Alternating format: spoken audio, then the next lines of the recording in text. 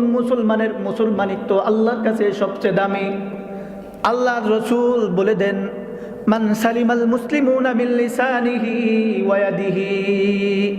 আল্লাহর নিকট ওই মুসলমান সবচেয়ে বেশি দামি যে মুসলমানের হাত এবং জবান থেকে অন্য মুসলমান নিরাপদ থাকে।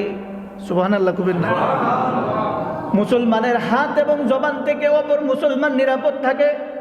এই মুসলমান আল্লাহর কাছে সবচেয়ে বেশি দামি, আল্লাহর কাছে সবচেয়ে প্রিয়।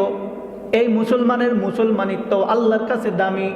এই হলো অন্যদের তুলনায় আল্লাহর কাছে উঁচু মর্যাদা সম্পন্ন উন্নত মানের মুসলমান। বলে হাত এবং জবান থেকে অপর মুসলমান কেমনে নিরাপদ থাকে? আল্লাহর রাসূল আমাদেরকে শিখাইয়া দেন, মানুষ জবান দিয়ে কথা বলে, মানুষ জবান দিয়ে মানুষের জন্য দোয়া করে, মানুষ জবান দিয়ে মানুষের জন্য নানান ধরনের বকাবকি করে কিনা, এগুলো সব তো মুখের কাম। আপনি যখন আমার জন্য কিছু প্রশংসা করবেন, আমার মনটা বড় হয়ে যাবে, আপনার প্রতি মুহাব্বত জন্মাবে। আপনি যদি আমার নামে মানুষের কাছে নানান ধরনের গীবত করে বেড়ান, আমার দুশ্চর্চা করে বেড়ান, যখন আমি সংবাদ পাবো আপনার প্রতি আমার মনটা ছোট হবে। কি বলেন? এই যে মানুষকে কষ্ট দেওয়া।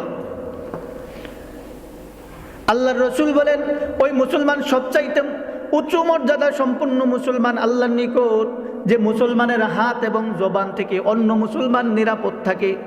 অর্থাৎ সে তার জবান দিয়ে কারো ক্ষতি করে না, হাত দিয়েও কারো ক্ষতি করে না। আজ এক সিগনেচারের কারণে মানুষের লাখ লাখ টাকা লস হইয়া যায়।